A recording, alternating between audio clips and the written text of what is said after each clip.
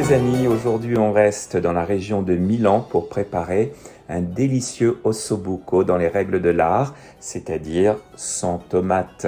Ça c'est la version américaine de l'ossobuco, il n'y a pas de tomate dans l'ossobuco.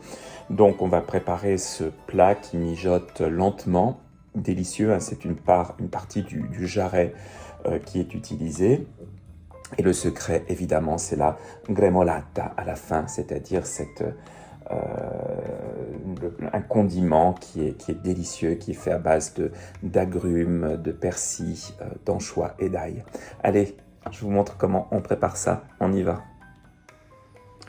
Pour préparer l'ossobuco, on va avoir besoin donc pour 6 personnes de 6 belles tranches d'ossobuco, quelques carottes, 2 oignons jaunes, de l'ail, du bon beurre, du vin blanc, du persil plat, du thym, du laurier, un citron bio, quelques filets d'anchois, de la farine, du poivre, du sel et un bon bouillon de légumes.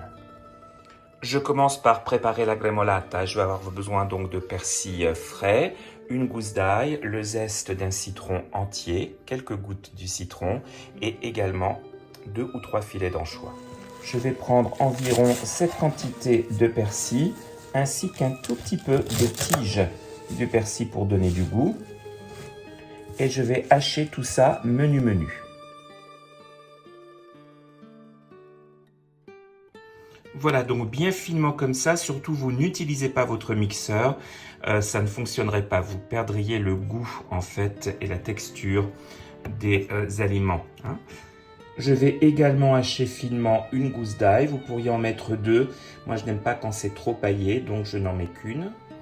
Voilà, donc l'ail bien haché qui va rejoindre le persil. Je zeste maintenant le citron.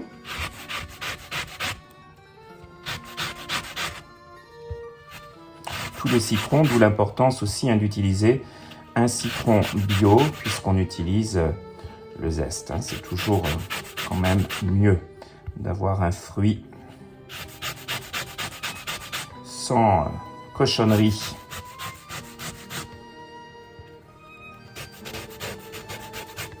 Donc autant je mets un peu moins d'ail, autant je mets un peu plus de citron. Je mets un citron entier.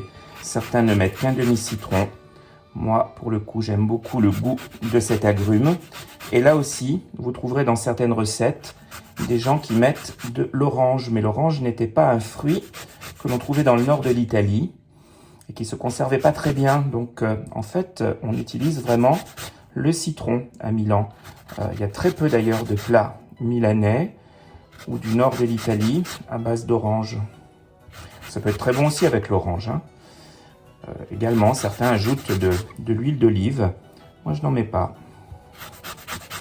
On reste dans la recette bien traditionnelle. Voilà. Et maintenant, je vais couper 2 filets d'anchois à l'huile d'olive en petits morceaux. Donc également, on les coupe très finement, puisque ça va rejoindre la préparation. Vous n'êtes pas obligé, si vous n'aimez pas l'anchois, d'en mettre. Ce n'est pas obligatoire. Mais c'est nettement meilleur. Si on aime ça. Donc on le hache vraiment bien.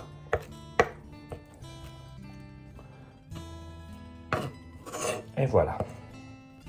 Je mets tout ça dans un petit bol.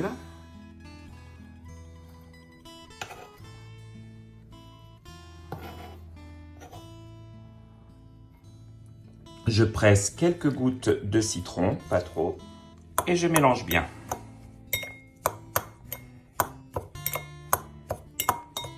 Voilà, la gremolata est prête. Je la réserve au réfrigérateur jusqu'à la fin de la cuisson de l'ossobuco. On va éplucher les carottes et les oignons et les couper en petits dés.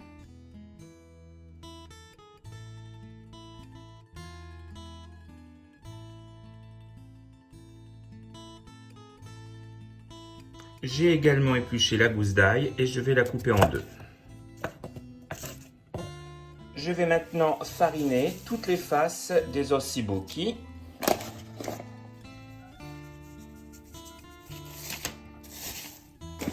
ça c'est juste le papier, ça risque pas de fariner comme il faut.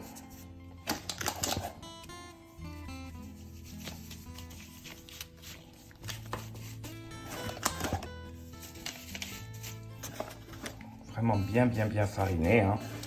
C'est important. Et donc des deux côtés.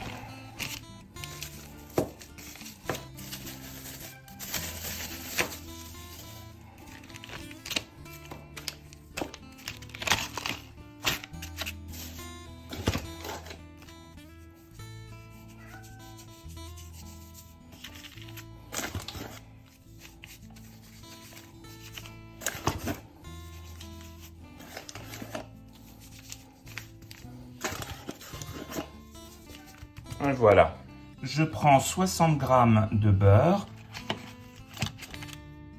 et je vais le faire fondre à feu vif dans la cocotte.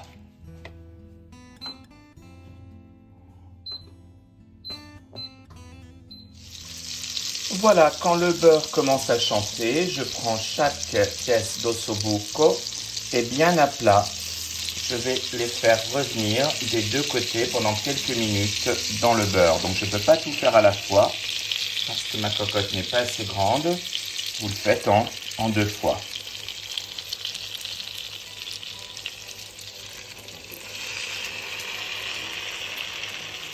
On les retourne. Une fois qu'ils ont bien doré d'un côté. Voilà, et on réserve dans une assiette et on va préparer les autres morceaux.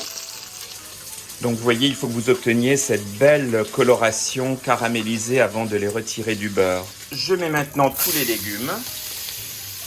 Je baisse le feu moyen, et je vais les laisser revenir jusqu'à ce que l'oignon soit translucide. Donc j'ai mis les carottes, l'oignon et la gousse d'ail.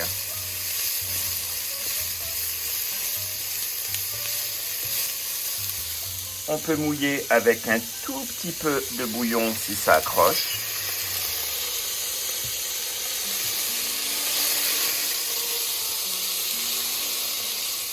J'ai préparé pendant ce temps 20 centilitres de vin blanc. Voilà, les oignons et les carottes sont prêts. Je replace la viande sur les légumes.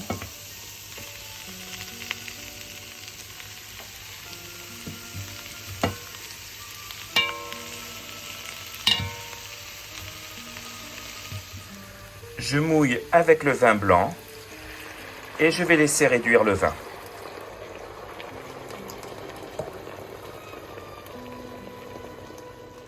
Voilà, le vin a bien réduit. Je vais maintenant mouiller avec du bouillon pour couvrir la viande en fait. J'ai fait plus de bouillon que nécessaire puisque je vais servir cet ossobuco avec un risotto et donc j'aurai besoin de bouillon naturellement. J'ajoute 2 petites feuilles de laurier, une branche de thym, je sale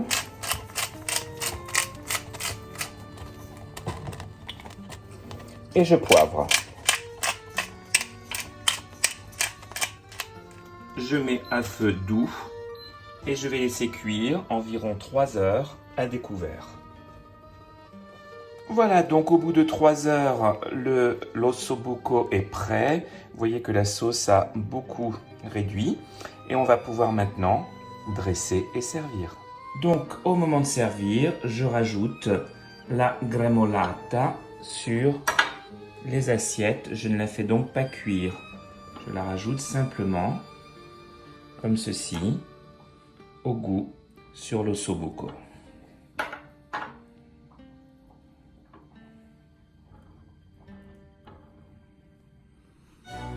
Et voilà les amis, je pense que ce plat devrait vous ravir.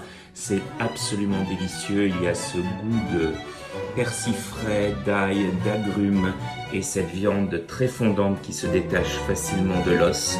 La moelle au milieu de l'os évidemment pour ceux qui apprécient. Je vous souhaite un très bon appétit et à très vite sur les données. Salut! Alors ce soir sur Redonné, nous avons une invitée spéciale pour goûter l'osso bucco. Misaël, ton avis honnête? On va voir cette merveille.